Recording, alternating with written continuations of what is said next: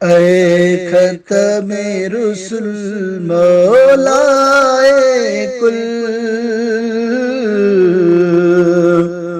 ऐ खत्मे रुसुल मौलाए कुल, सामो जो बिठायूं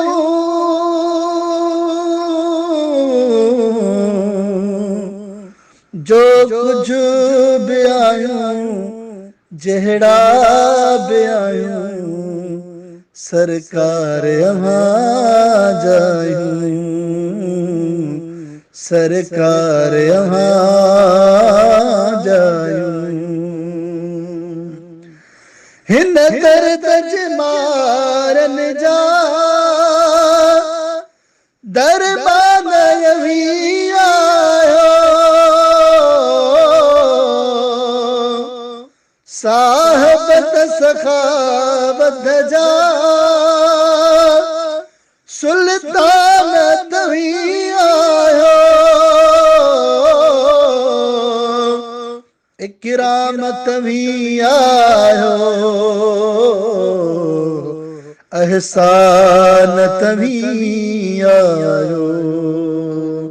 ही अखड़ियूं झुकल गोड़न सां भरियल सामो जो बिठायूं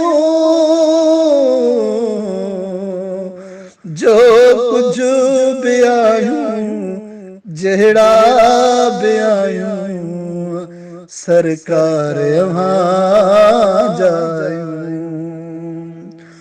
उम्मीद शफात जी आसिन के बनिया है, कयो नजरे नायत का दुखड़ाई छन्योला है, हिन दर्द खां सिवा का दरवाज़ो ॿियो नाहे। ताहा मुज़मिल हादी कामिल सामो जो बिठायूं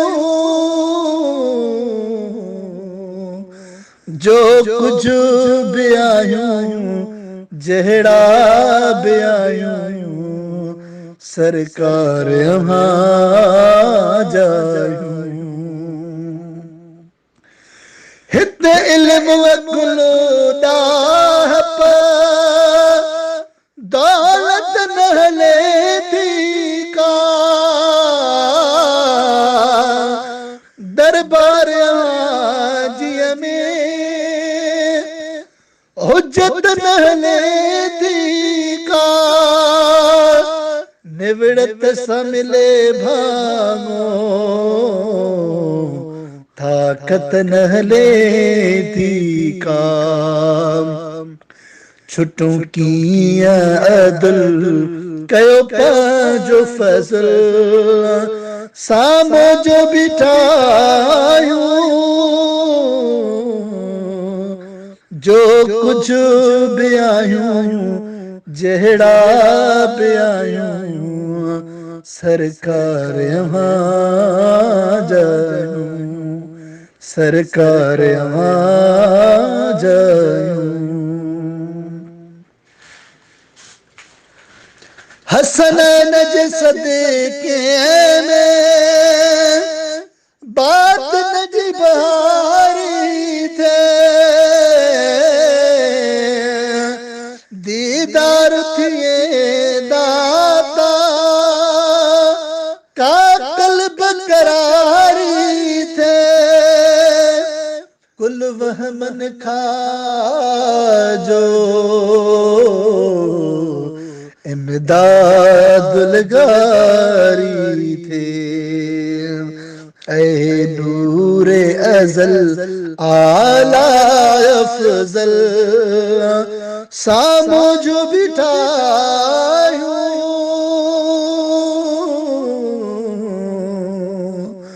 जो कुछ भी आयूं जहड़ा भी आयूं सरकार यहाँ जायूं, सरकार यहाँ जायूं।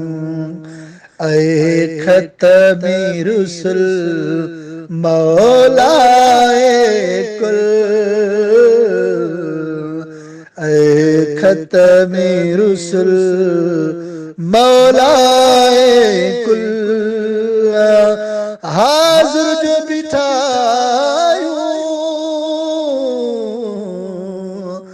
जो कुछ भी आयूं, जेड़ा भी आयूं, सरकार यहाँ जायूं, सरकार यहाँ जायूं।